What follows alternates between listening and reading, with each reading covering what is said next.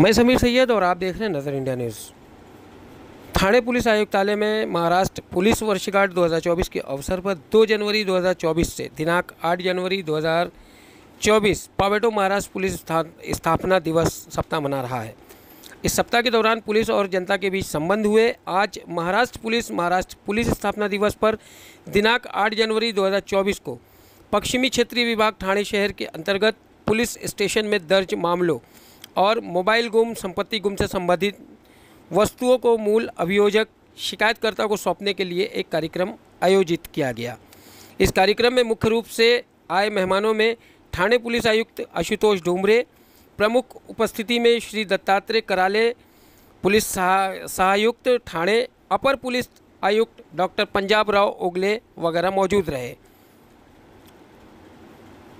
इस संबंध में क्या जानकारियां दी हैं पुलिस कमिश्नर आशुतोष डोमरे ने, वो भी हम आपको दिखाते हैं, और कैसा रहा कल का कार्यक्रम वो भी हम आपको दिखाते हैं।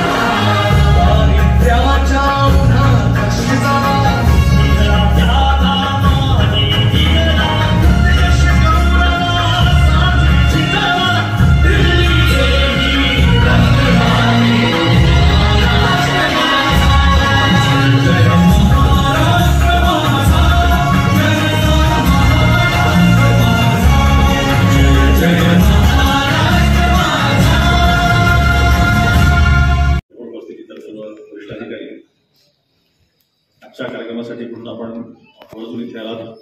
हे सर्व ठाण्यातील आणि विविध परिसरातील सर्व नागरिक आणि ज्यांना जे पूर्वी विक्टीम होते, कधीतरी ज्यांच्या संदर्भात काहीतरी गुन्हा दाखल झाला किंवा ज्यांच्यामुळं ज्यांना काही प्रॉपर्टी यूज करावी लागली पण ती मिळालेली आहे, ती घेण्यासाठी आलेले माझे सर्व मित्र आणि पत्रकार बंधू भगिनी, आत्ताच आपल्याला सांगितलं की 2 जानेवारी 1961 रोजी तत्कालीन पंतप्रधान पंडित जवाहरलाल नेहरू यांनी महाराष्ट्र पोलिसांचा ध्वज हा राज्याला दिला। त्या अर्थानं महाराष्ट्र पोलीस दल हे 2 जानेवारी 1961 पासून सुरू झालं। परंतु आधुनिक पोलीस ही जी कल्पना आहे, ही कल्पना ब्रिटिशांनी आपल्याला आणली ती अगदी 1830, 1835, 40 आणि नंतर 1858 पासून मोठ्या प्रमाणामध्ये सुरू झाली। तर बऱ्याच त्यांनी पण सांगितलं, पोलीस अधिकाऱ्यांनी पण सांगितलं की पोलिसांकडे पाहण्याचा नजर बदला, पोलिसांच्या सहकार्य करावं।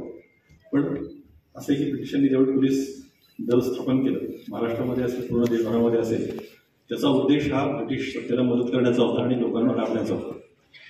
लोकांना दाबून ठेवायचं, लोकांचा आवाज असंतोष पोचू द्यायचा नाही। तर मग त्या दृष्टीनं कायदे पण तशा पद्धतीने बनले। त्यानंतर पोलिसांच्या कामाचं स्वरूप देखील असंच होतं।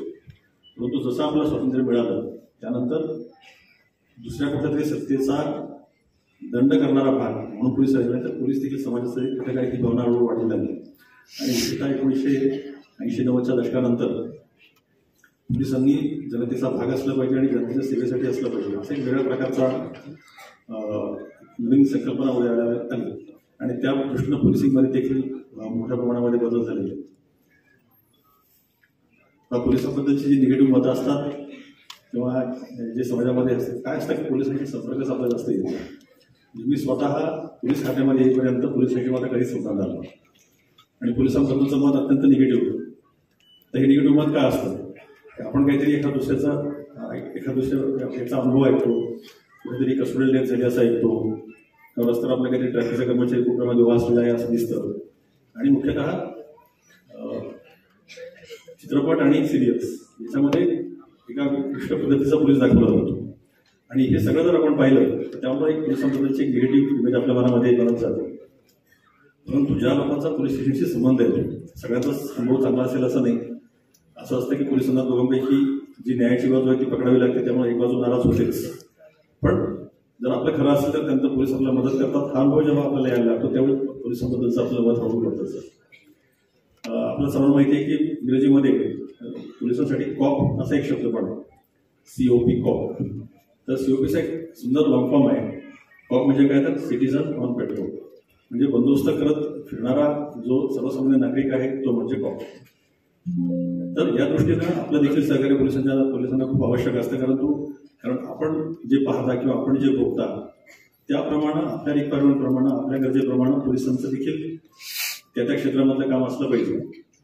त्या रिक्वायरमेंटप्रमाणे पोलिसांना देखील स्वतःला घडवता आलं पाहिजे. पोलिसांच्या काही स्कीम असतील त्या जर शेवटी आपल्या जनतेच्या कामाला येत नसतील किंवा त्यातून फायदा होणार नसेल तर त्या स्कीम राबवण्यामध्ये काय अर्थ नसतो. त्यामुळे काय करायला पाहिजे याच्या सूचना जर आपल्याकडूनच आल्या तर त्याप्रमाणे आपण चांगल्या पद्धतीने काम करू शकतो असा माझा विश्वास आहे. आता माझ्या सहकार्याने सांगितलं तर समाजामधील महिला असतील, सिनियर सिटीजन्स असतील किंवा विद्यार्थी असतील, शाळा कॉलेजेस असतील, असे जे वेगवेगळे घटक आहेत त्या घटकांना पोलिसांच्या रिक्वायरमेंट काय आहेत, त्यांच्या गरजा काय आहेत, त्यांना कशा पद्धतीने आपण जास्त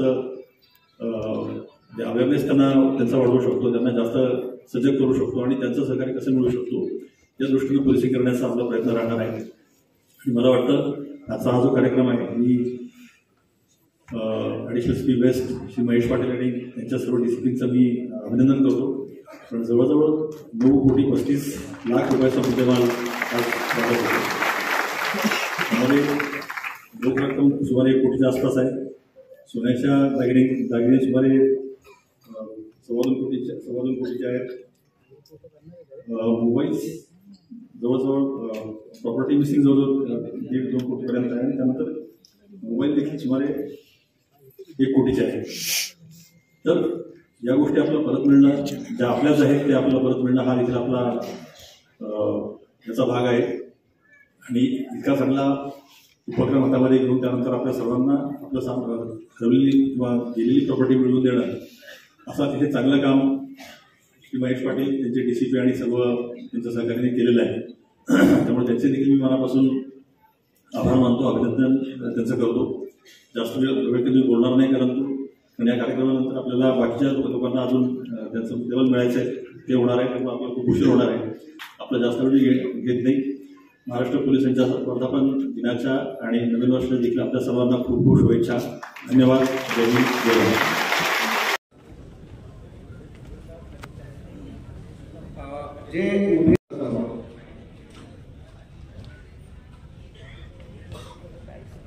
Now we're getting visuals from Bengaluru of a drunk driver who lost control of its